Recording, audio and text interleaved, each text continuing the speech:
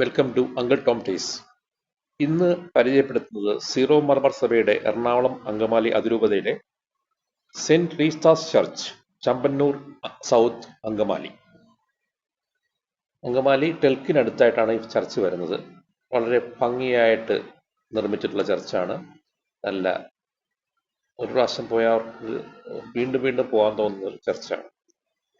Saint റീത്തായുടെ പ്രത്യേകത എന്ന് പറഞ്ഞാൽ നഷ്ടപ്പെട്ട വസ്തുക്കൾ കണ്ടുകിട്ടുന്നതിനും അസാധ്യമായ കാരണങ്ങൾ അറിയുന്നതിനും അസുഖങ്ങൾ, മുറിവുകൾ, കുടുംബജീവിതം തകരാറുകൾ, മറ്റുള്ളവരാൽ വേട്ടയാടപ്പെടൽ, അമ്മമാർ തുടങ്ങി ഒത്തിരി കാര്യങ്ങൾക്കുള്ള ഫലം കിട്ടാൻ വേണ്ടിയാണ് നമ്മൾ സെന്റ് റീത്തായുടെ അപേക്ഷ നടത്തുന്നത്.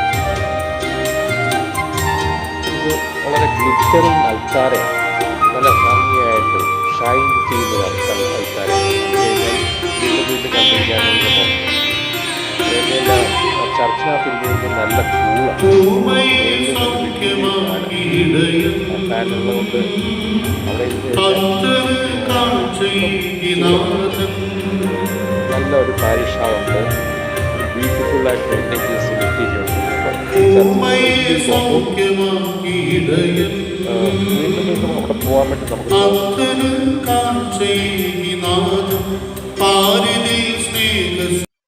നാഷണൽ ഹൈവേ നിന്ന് അധികം ദൂരമില്ല, 5 കിലോമീറ്റർ അടുത്ത് ദൂരമുണ്ട് ഈ ഹൈവേ, മെയിൻ NH. കാണുമ്പോൾ എത്ര ഭംഗിയായിട്ട് മെയിൻറ്റെയിൻ ചെയ്തിരുന്ന ചർച്ചാണെന്ന് പറയും.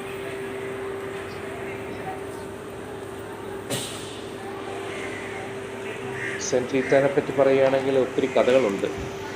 സെന്റ് റീത്ത ഒരു വിധവയായിരുന്നു. ഭർത്താവും കുട്ടികളും മരിച്ചു കഴിഞ്ഞിട്ട് സന്യാസ സഭയിൽ ചേരാൻ വേണ്ടി പല പ്രാവശ്യം നോക്കി, നടന്നില്ല.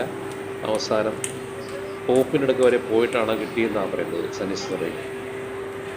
സുപ്പീരിയർ അവിടെ ചെന്നപ്പോൾ സുപ്പീരിയറാണെങ്കിലും ഇഷ്ടപ്പെട്ടില്ല. അവരെ ഒരു ഉണങ്ങി വരണ്ട ഒരു മുന്തിരിക്കമ്പ് കൊടുത്ത് നന്നാക്കി കൊണ്ടുവന്നു.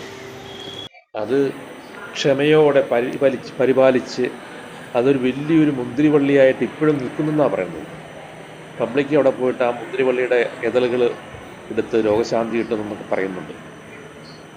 ഒത്തിരി സഹായം ചെയ്യുന്നൊരു പുണ്യവതിയാണ്.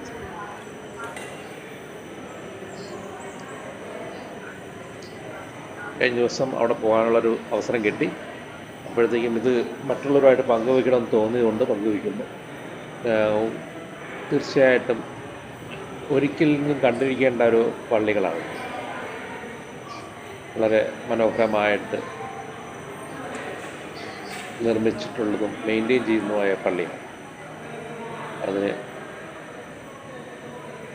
ഇതാണ് സെന്റ് റീത്ത.